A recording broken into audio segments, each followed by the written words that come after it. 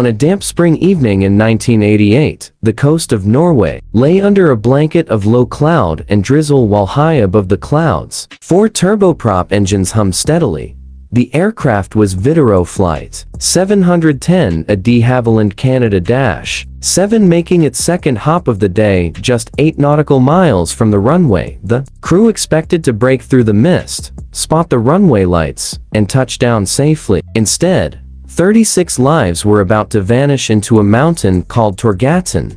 The impact would echo for miles, flames briefly glimmering through gaps in the fog before the night swallowed the wreckage, leaving behind only questions and sorrow. This story is one of misjudgment, distraction, and the painful lessons that shape the rules of modern aviation. Stay tuned to discover the details of what happened on this extraordinary flight long before cockpit doors were reinforced and sterile cockpit rules became standard. Norwegian regional pilots crisscrossed fjords and island chains in what they called milk runs, short flights linking every town with a runway. The work demanded skill, improvisation, and often risky decision-making.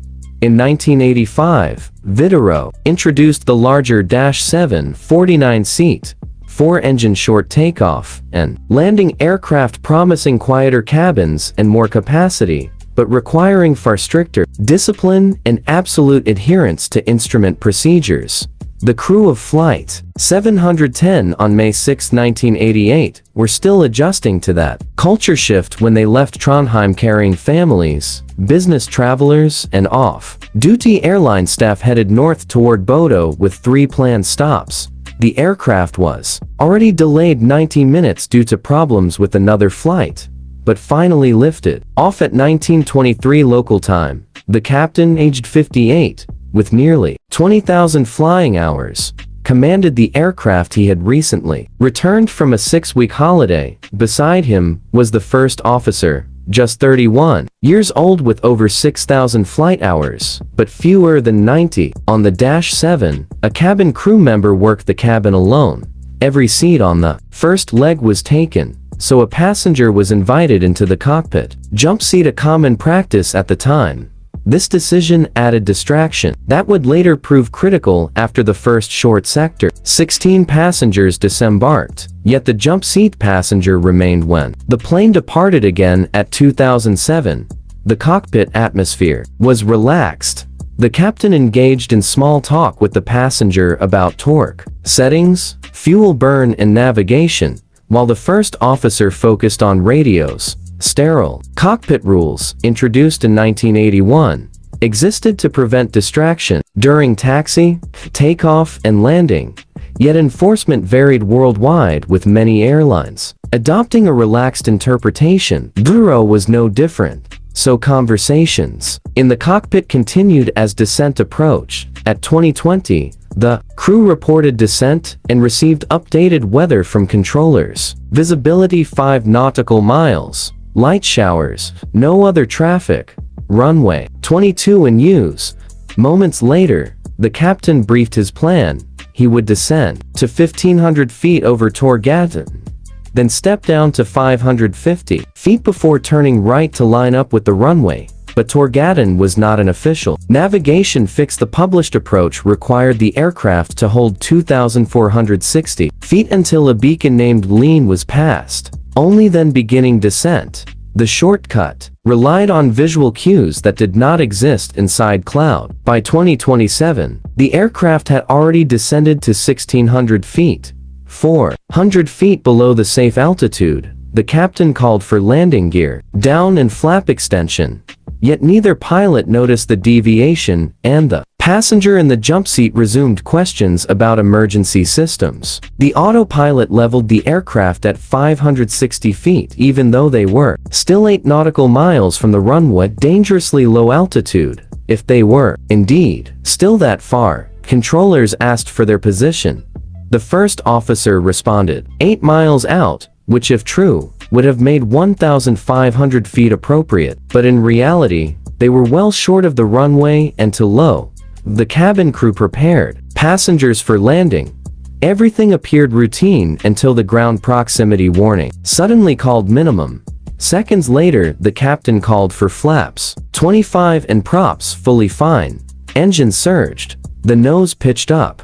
But out of the fog loomed the dark wall of Torghatten. There was no time to recover. At 2029, the right wing struck the mountain, followed by the fuselage. All 36 on board perished instantly. Rescue attempts were hampered by fog, darkness, and terrain. Helicopters circled, unable to land. Volunteers climbed narrow trails to the wreckage. By midnight, they confirmed no survivors. At dawn, a black scar streaked the mountain. Investigators quickly recovered both flight recorders intact. They revealed the aircraft had been under full control with no mechanical failure. The engines produced power and the autopilot responded correctly, meaning the plane flew exactly as directed into terrain.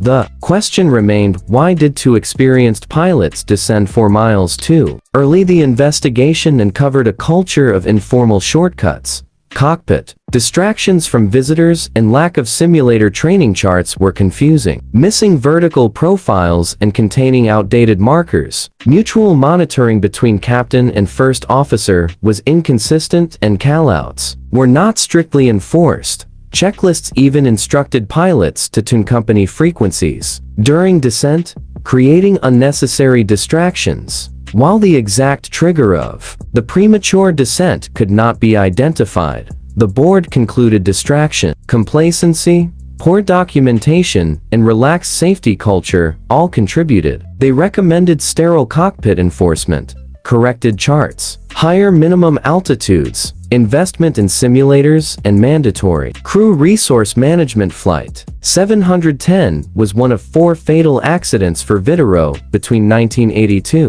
and 1993, each pushing the airline toward stricter safety management. By the mid-1990s, full-motion simulators were installed, sterile cockpit protocols were enforced, and crew resource management became standard.